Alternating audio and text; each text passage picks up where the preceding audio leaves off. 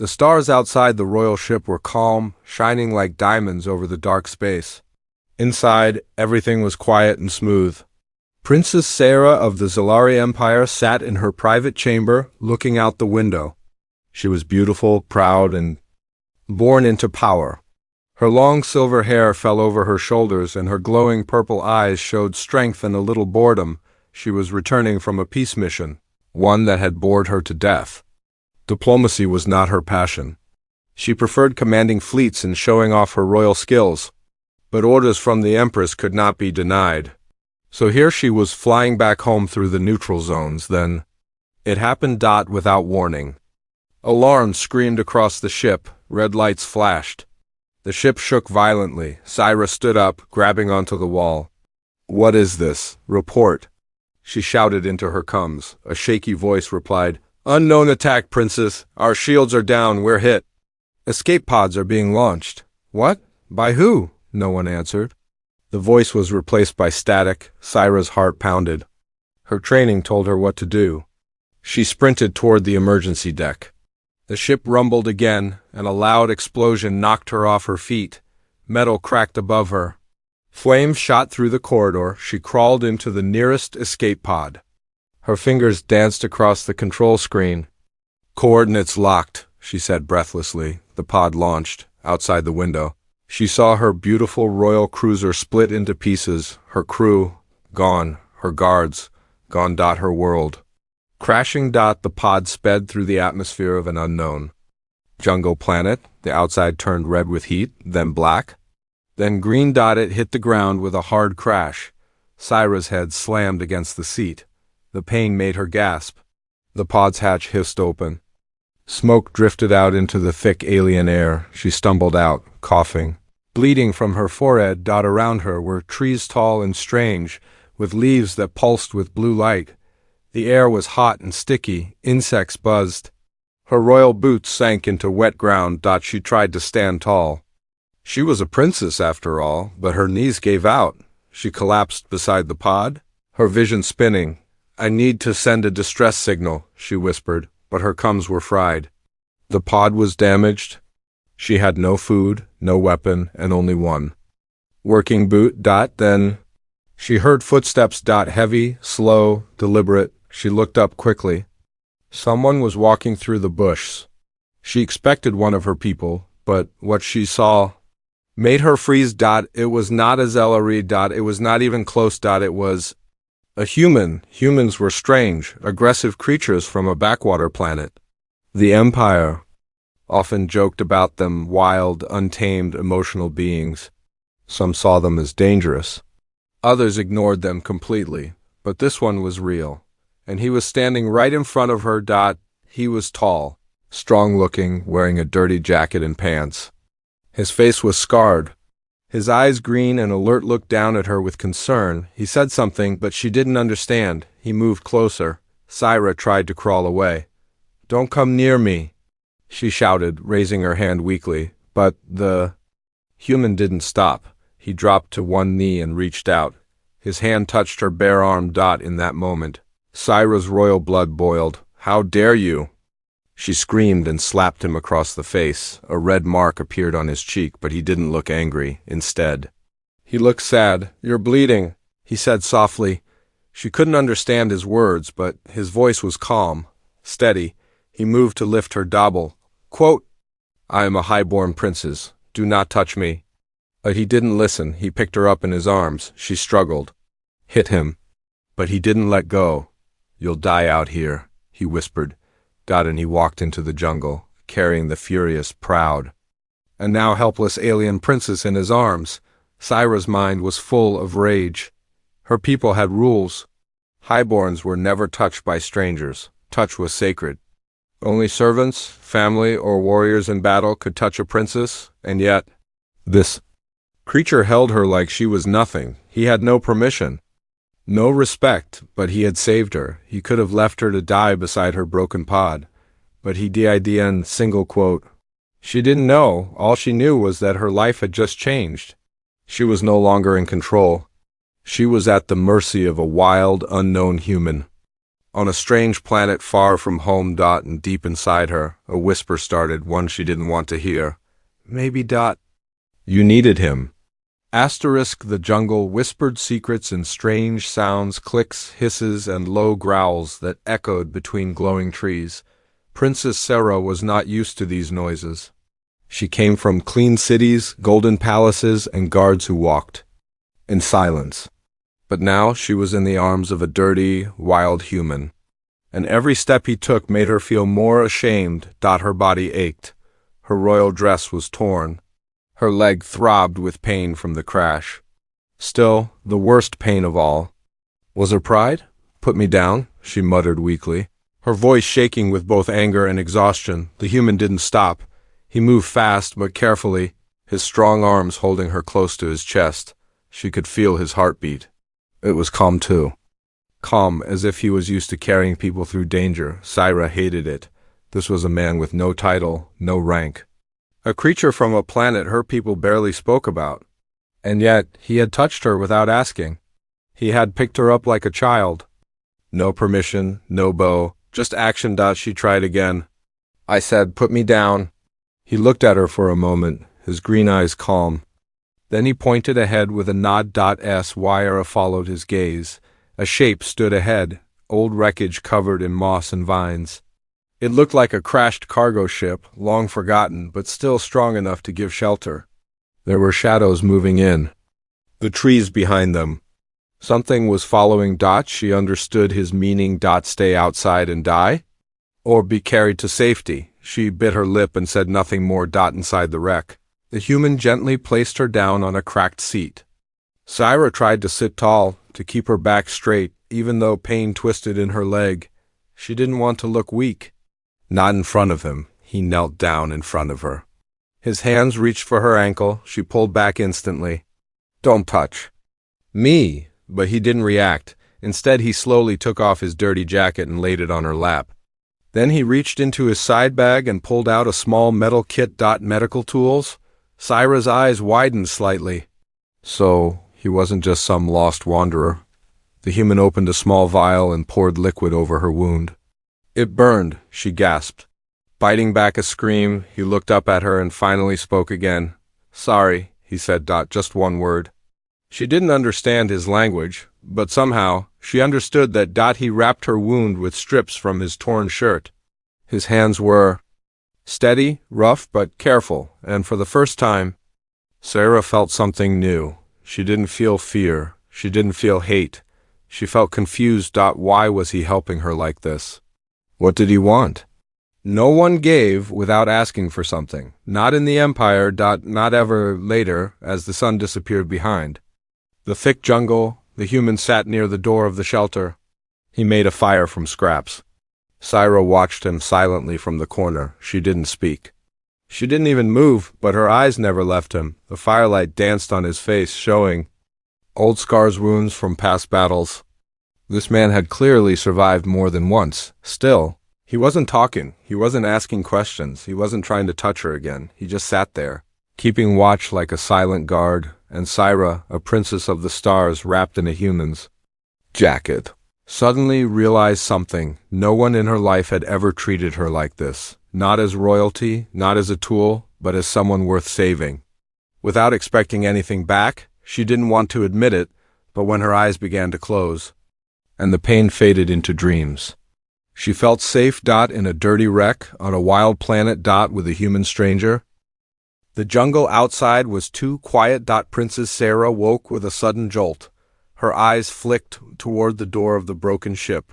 The human was still sitting there, but now his back was straight, eyes focused on the darkness beyond the trees. Something was wrong. Even the glowing insects had gone still. No buzzing. No chirping. Just silence. The human stood up slowly. He picked up a long metal pipe, sharpened at one end. Not a real weapon, but it was all he had. His head tilted slightly. Listening, Syra whispered, "What is it?" He didn't reply. Maybe he didn't understand. But his body language said it all. Danger. A low growl echoed from the trees. Then another. And another. The bush moved, yellow. Eyes flashed in the shadows. Syra's breath caught. Her injured leg throbbed. She tried to stand, but her body refused. The human looked back at her, no fear on his face. Only determination. He stepped forward into the darkness. Wait, she whispered. You'll be killed. But he had already vanished beyond the door. Outside, the jungle came alive with sound, snarls, heavy steps. A beast roared deep and guttural. Sci dragged herself closer to the door and peeked out. There, in the moonlight, she saw it, a massive creature with black fur and tusks the size of her arms. It stood on 4 legs, its body rippling with muscle. Around it, 2 smaller ones circled. Growling. The human didn't run. He stood his ground. One of the smaller beasts lunged. In a single motion, the human sidestepped, swung the sharp pipe, and stabbed it through the neck. The creature howled, twisted, then dropped. Syra gasped. The other 2 roared in rage and charged. The human yelled loud, raw, primal. It was not a word. It was a challenge. The fight was brutal. The human was fast. Not perfect, but wild, smart, and full of heart. He dodged claws, rolled under bites, and struck with fierce precision. One beast bit his arm. He stabbed it in the eye. Another knocked him down. He kicked it in the throat and rolled away. Syra watched in stunned silence. He was bleeding, hurt, but not stopping. This was not the kind of fighter she knew. Her royal guards used elegant swords, smooth martial art, high-tech armor. This human, he used grit, rage, survival, and it worked. The final beast limped away, blood trailing behind it, whimpering into the jungle. The human stood there, chest rising and falling, face covered in sweat and dirt. His shirt was torn. His arm was bleeding. But he was alive. And he had protected her. He walked back into the wreck. Syra stared at him as he dropped the bloodied pipe and sat down. You fought them, she said softly. For me. He looked at her and raised one brow. Then, almost like a joke, he gave her a small salute. Syra didn't know whether to laugh or cry. She had always seen humans as brutes, dirty, loud, undisciplined, but now she saw something else. Strength, courage, and a strange kind of honor. She wanted to thank him. Her royal pride resisted, but her heart whispered, say something, anything. So she said the only words her tired brain could form. You're not like other creatures. The human blinked, then smiled a little. No, he said simply. I'm not, and somehow, in that short broken sentence, she believed him. The storm came at dawn. Heavy rain slammed against the wreck's roof like falling stones. Thunder rolled across the sky. The fire had died hours ago, leaving only soft embers. But the human hadn't slept. He sat near the door, wet, tired, but always alert. Princess Syra stirred under the dirty jacket he'd given her. Her silver hair was tangled. Her face was pale.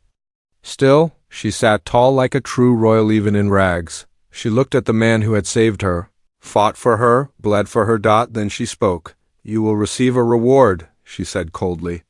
Once I return home. The human didn't turn. No. Need, he replied. Syra frowned. You don't want riches? A place in my court? He finally looked at her, his eyes sharp but calm. I'm not here for that, he said. You were going to die. That was enough. His words felt like stones in her chest. No one had ever refused a royal offer before. Not once in her life.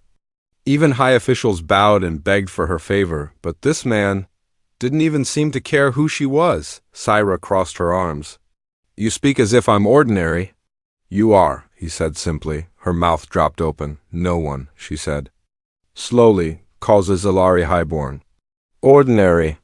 The human stood, stretched his back, and walked toward her. Rainwater dripping from his shoulders, then he knelt to eye level. Well, he said, out here the jungle doesn't care about your blood. Neither do the beasts, and neither do I.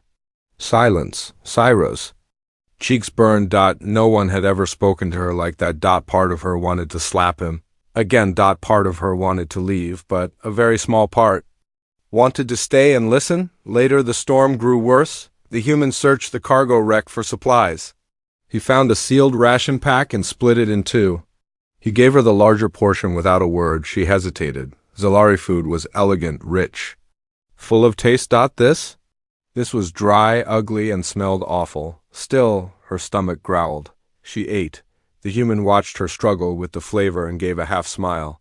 Better than starving, he said. She gave him a sharp glance. I wasn't going to starve, he shrugged. You would've. You still might. Syra didn't answer. Instead, she studied him.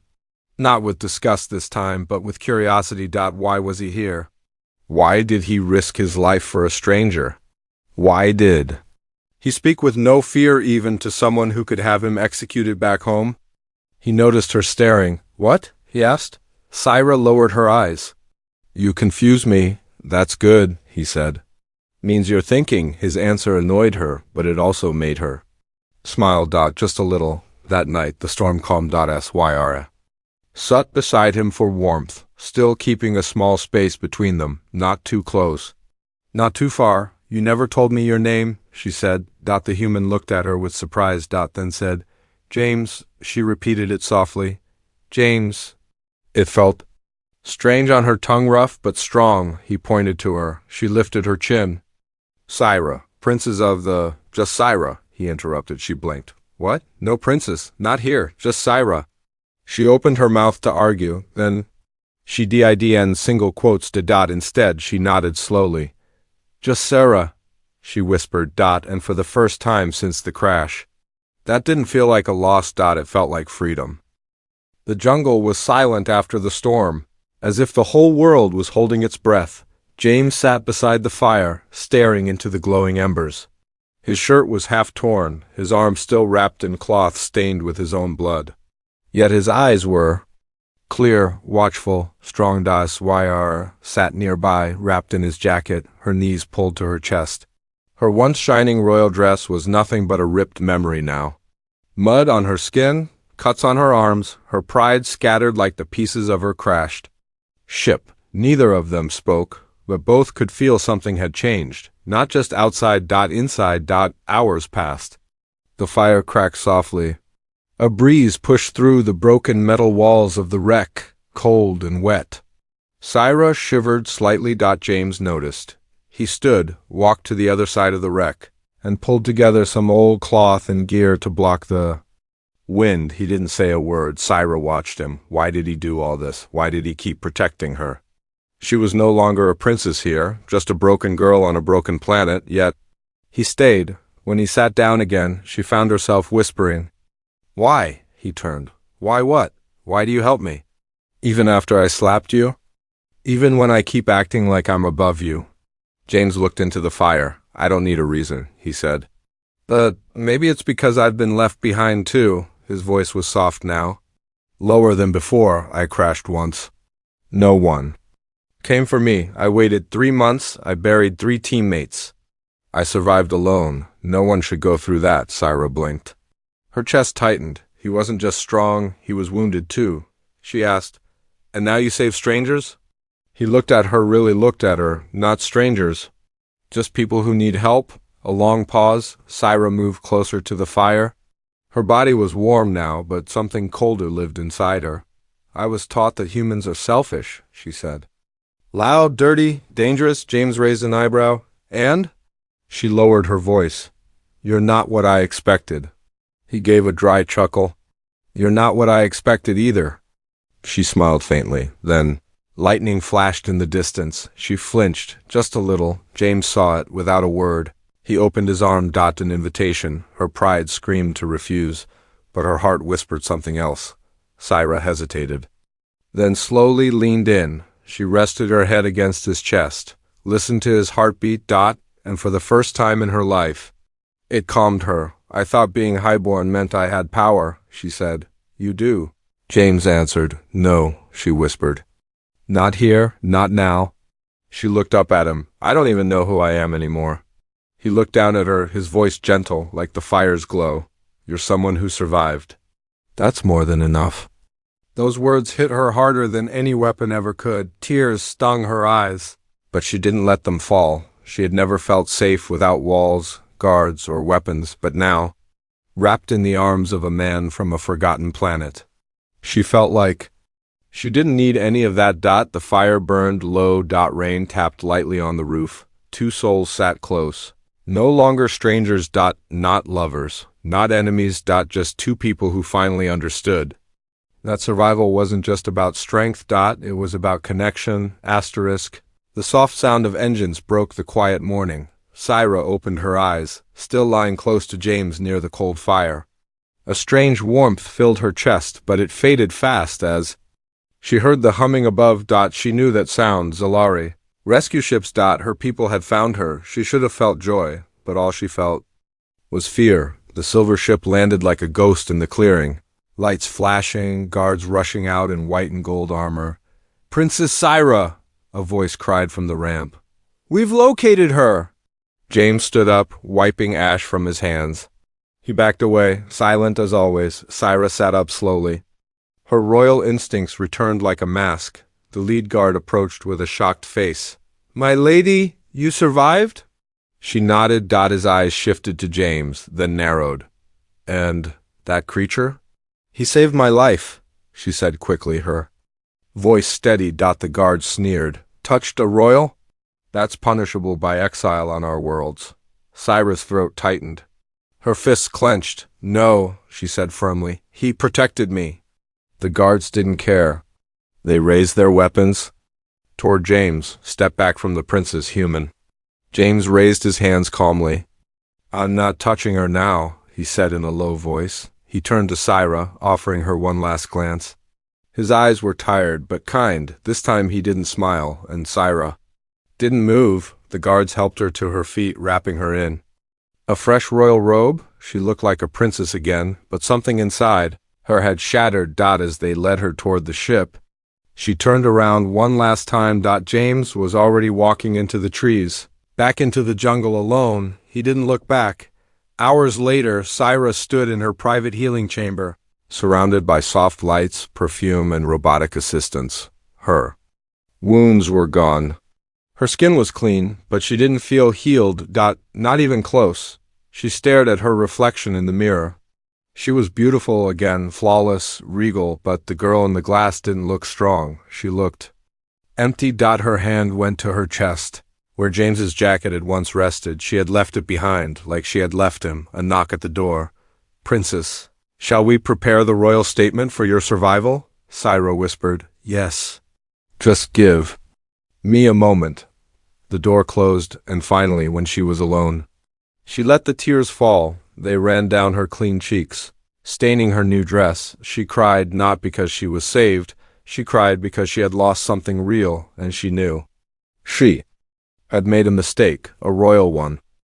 1 week later, the royal city shined under twin suns. Golden towers rose above the clouds. Everything looked perfect from the outside, but Syra felt no peace inside. She sat on her throne in the grand hall. Servants bowed. Officials praised her survival. Her people celebrated the return of their highborn princess, but she wasn't listening. Her mind was still in the jungle. She remembered his voice. His calm hands, his silence when words weren't needed. James had left no mark in the palace archives. No title, no reward claimed, but he had carved something deep into her heart, and it wouldn't fade. That night, Syra made a decision. She dressed in plain clothes, no crown, no robe, no guards, just a jacket and boots. She boarded a small shuttle and left without permission. Her ship flew back to that wild green planet, the same place her nightmare had begun, but this time, she wasn't afraid. The jungle greeted her with the same buzzing life, glowing leaves and warm air. She walked alone through thick brush, retracing old steps, heart pounding, not with fear, but with hope. She reached the wreck. Empty. The fire pit cold, but signs were there. Boot prints. Small tools. A handmade shelter under the trees. He was alive. She just had to find him. 2 hours passed. She heard movement ahead. A shape. She stepped out from the brush. James stood near a riverbank, washing a cut on his hand. His hair was longer now, beard a little thicker. His clothes were rough, patched up with jungle cloth. He turned slowly. Eyes met. He froze. "Syra?" She smiled, truly smiled for the first time in days. "You remember me?" He smirked softly. "Hard to forget? Someone who slapped me during a rescue." She laughed, genuine and light. I came to thank you, she said, voice softer now. James looked unsure. Took you a while. She stepped closer. I was scared, not of the jungle, but of what I felt. Silence. Then she said the words she had rehearsed 1,000 times in her mind. I left because I didn't know what I was without my crown. But now, I think I found someone stronger than my title. James didn't smile right away. He just looked into her eyes. And now? He asked. Syra took a deep breath. Now, I'm not a princess. I'm just a woman, and I'm here to ask if I can stay a while, maybe longer. His face softened. He nodded slowly. No crown needed, he said. Just bring firewood next time, she grinned. Deal? They sat by the river together, side by side. No thrones. No armies. Just Syra and James. Royal girl who fell from the stars, and the human who caught her before she shattered.